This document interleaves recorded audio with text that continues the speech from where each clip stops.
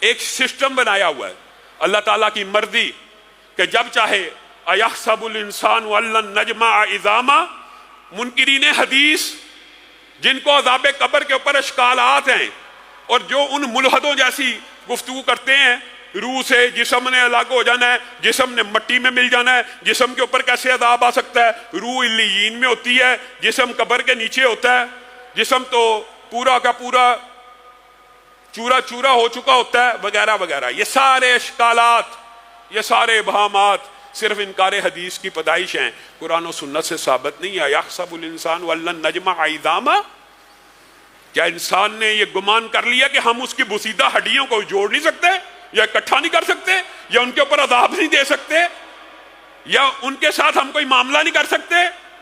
بلا قادرین علی ان نسوی بنانا، بلا قادرین علی ان نسوی بنانا. اے لوگو، تم یہ سمجھتے ہو تمہاری ہڈیوں کو سیدھا نہیں کیا جائے گا اور تمہیں دوبارہ جوڑ کے کل قیامت کے دن رب کے سامنے کھڑا نہیں کیا جائے گا؟ بلا قادرین علی ان نسوی بنانا. تمہارا رب وہ ہے جو تمہارے انگلیوں کے فنگر پرنٹس ہیں، ان انگلیوں کے اوپر جو لکیریں ہیں، کل قیامت کے دن اٹھو گے انہی فنگر پرنٹس اور لکیروں کے ساتھ اٹھو گے. ان لکیروں کو بھی سیدھا کر دے گا، پور پور کو سیدھا کر دے گا.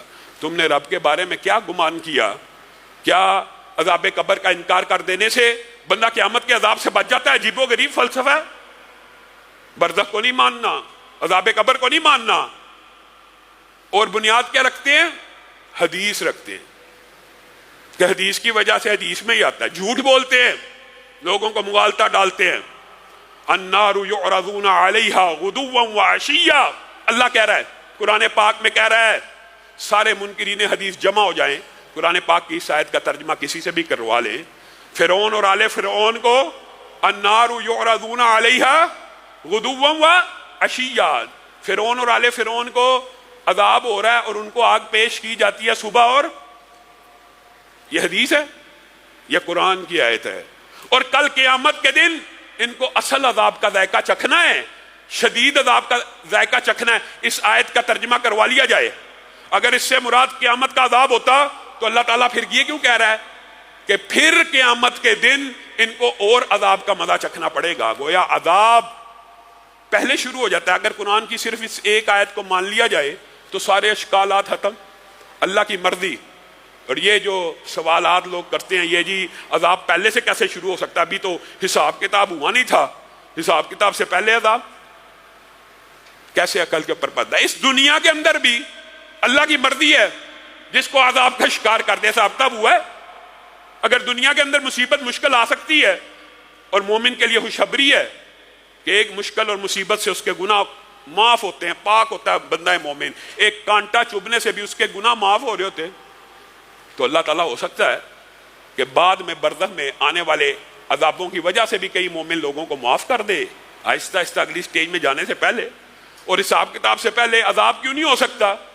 وَلَوْ تَرَىٰ إِذِ الظَّالِمُونَ فِي غَمَرَاتِ الْمَوْتِ وَالْمَلَائِكَةُ بَاسِطُو أَيْدِيهِمْ أَخْرِجُوا أَنفُسَكُمْ الْيَوْمَ تُجْزَوْنَ عَذَابَ الْهُونِ. اللہ کہہ رہا ہے غامدی صاحب، منکرین حدیث دنیا کے جمع ہو جائیں. عذاب کیوں نہیں ہو سکتا پہلے جی حشر سے؟ وَلَوْ تَرَىٰ إِذِ الظَّالِمُونَ فِي غَمَرَاتِ الْمَوْتِ، اللہ کہہ رہا ہے. اور جب تم ظالموں کو دیکھو گے کہاں پہ؟ موت کے لمحات میں. یہ کہتے ہیں جی وہ حشر کے بعد ہی عذاب ہونا ہے. اللہ تو قرآن پاک، یہ انکار حدیث انکار قرآن ہے. انکار قرآن ہے. جس حدیث کا انکار کیا ہے اس سے ملتی جلتی آیت اللہ نے قرآن میں نازل کر دی. کر لیں انکار، اس آیت سے کہاں بھاگیں گے؟ اللہ کہہ رہا ہے اگر تم دیکھو ظالموں کی جس وقت روحوں کو قبض کیا جا رہا ہوتا ہے اور فرشتے ہاتھ پھیلائے کھڑے ہوتے ہیں اور کیا کہہ رہے ہوتے ہیں؟ اخرجوا انفسکم، نکلو آج اس جسم سے. روح کو کہہ رہے ہوتے ہیں الیوم تجزون عذاب الہون، آج ہی کے دن تمہارے اوپر عذاب کی ابتدا کر دی جائے گی. اور دیگر دو آیات میں یضربون وجوہہم وادبارہم، ان کے منہ کے اوپر تھپڑ مار رہے ہوتے ہیں. بتائیے غامدی صاحب، حساب کتاب سے پہلے تھپڑ کیسے؟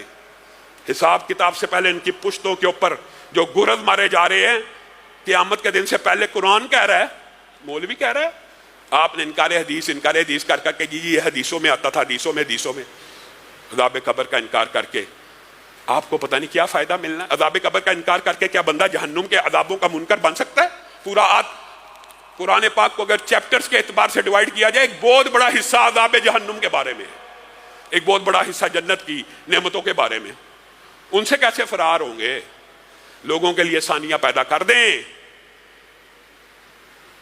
کئی مرتبہ بات تو طلح ہے لیکن دل میں خیال آتا ہے، جس طرح غامدی صاحب نے رودوں کے حوالے سے فتوے دیے ہیں کہ پیپر آ گئے ہیں، رودے بعد میں رکھ لیں، جی گرمی کی شدت ہے رودے سردیوں میں رکھ لیں، اللہ نے اسی لیے تو موسم بنائے ہیں۔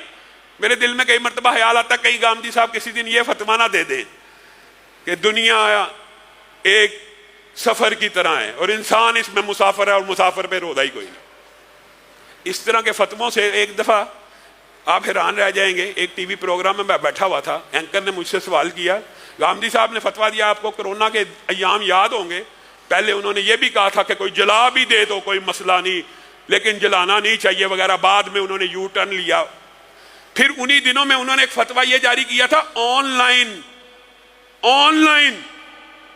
نماز ہو جائے گی، امام مسجد میں امامت کروا رہا ہو، آن لائن پیچھے مقتدی نماز پڑھ سکتے ہیں۔